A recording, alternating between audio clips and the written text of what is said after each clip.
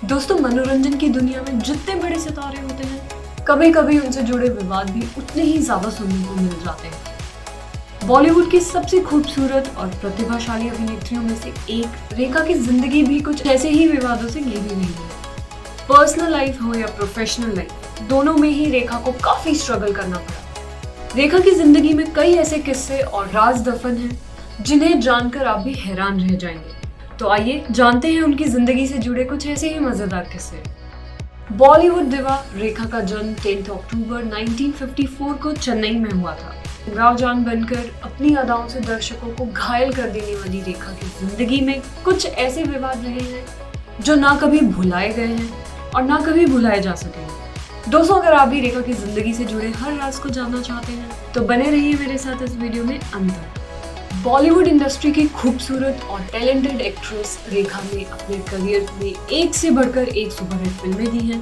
रेखा ने जब अपने फिल्मी करियर की शुरुआत की थी तब उनकी उम्र महज 15 साल थी। बॉलीवुड की दिग्गज अभिनेत्री रेखा ने अपने करियर की पहली ही फिल्म में ऐसा सीन दिया था जिसके लिए उन्हें काफी विवादों का सामना करना पड़ा था। रेखा ने 1969 में फिल्म अनजाना सफर से ग्लैमर की दुनिया में कदम रखा था, लेकिन फिल्म अनजाना सफर उस वक्त किन्हीं कारणों से रिलीज नहीं हो पाई थी।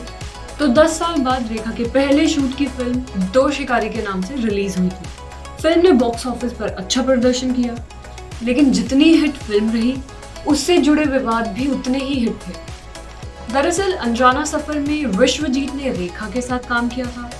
विश्वजीत रेखा से उम्र में करीब 25 साल बड़े थे। इस फिल्म में रेखा और विश्वजीत का एक किसिंग सीन था जो उस समय के लिहाज से काफी बोल्ड था।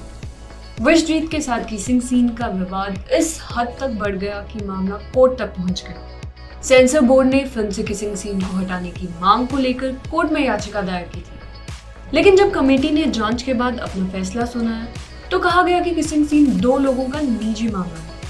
अगर उन्हें कोई आपत्ति नहीं है तो किसी तीसरे को भी कोई आपत्ति नहीं होनी चाहिए। जब रेखा की सास ने रेखा का चप्पल से किया स्वागत।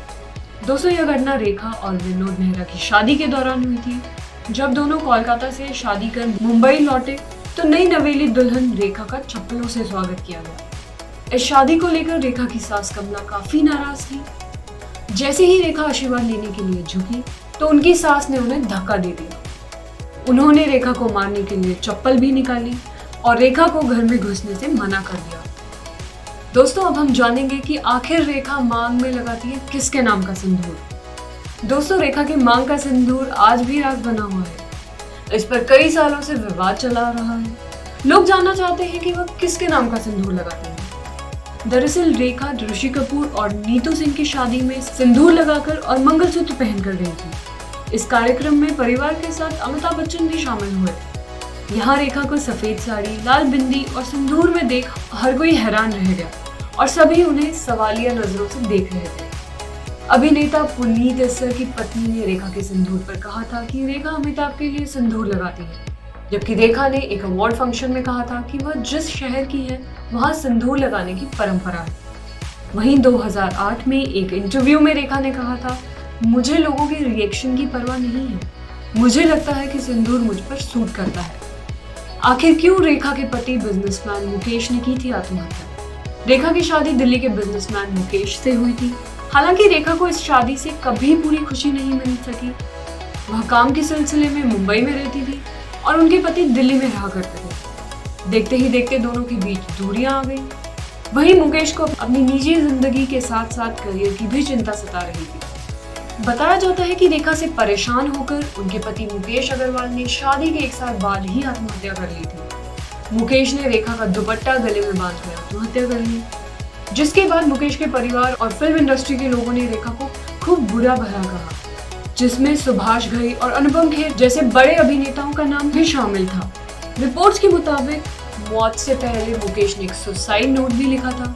हालांकि अपने सुसाइड नोट में मुकेश ने अपनी मौत के लिए किसी को जिम्मेदार नहीं ठहराया। बेशक मुकेश ने अपनी मौत के लिए किसी को जिम्मेदार नहीं ठहराया, लेकिन लोग इसके लिए रेखा को जिम्मेदार ठहराते रहे। रेखा को इस बात के लिए काफी अपमान सहना पड़ा था। रेखा को उनके पति का कातिल कहा जा रहा था। इतनी बेइज्जती झेलने के बाद रेखा मुकेश के अंतिम संस्कार में भी शामिल नहीं हुई थी। रेखा और अमिताभ बच्चन से जुड़े विवाद। दोस्तों, रेखा की जिंदगी की कहानी में अमिताभ बच्चन का नाम ना आए, ऐसा हो ही नहीं सकता। रेखा और अमिताभ की ऑन स्क्रीन जोड़ी दर्शकों को काफी पसंद आई थी, लेकिन धीरे धीरे दोनों साथ काम करते करते एक दूसरे के काफी करीब आ गए। इनकी नजदीकियों से जया का परिवार लड़खड़ाने लगा था। उन दिनों अमिताभ और रेखा के किस्से अखबारों में रोज छपने लगे। इस रिश्ते ने दोनों की जिंदगी में एक बार फिर बड़ा विवाद खड़ा कर दिया। रेखा आज तक अमिताभ बच्चन को भूल नहीं पाई।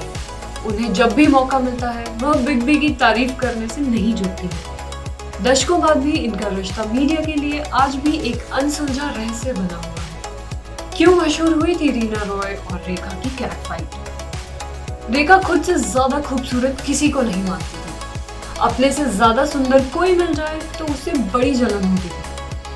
रीना रॉय और रेखा ने 1976 में आई फिल्म नागिन में एक साथ काम किया था।